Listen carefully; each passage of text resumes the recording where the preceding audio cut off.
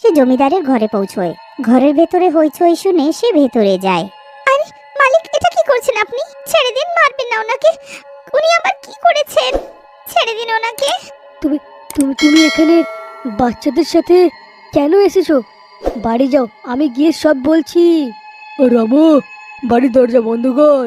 এবারেই বিরজুর সাথে তার বউকেও মারা হোক, তখনই গিয়ে ওরা সত্যটা বলবে। চামেলির বাচ্চারাও ভয়ে কাঁদতে লাগে। তখনই জমিদার নিজের লোকেদেরকে বলে, বাড়ির পিছনে যে কারাগারটা আছে ওইখানে সবাইকে বন্ধ করে দে, আর মনে করে তালা লাগিয়ে দিস কিন্তু, যাতে গন্ধ বাইরে না ছড়ায়, আর এরা ওখানে মরবে। মালিক, এটা আপনি কি বলছেন? আমরা আপনাকে ভগবানের সমান রাখলাম। আপনি তো কোনোদিন কারোর সাথে কিছু খারাপ করেন না, তবে আজকে কি হলো?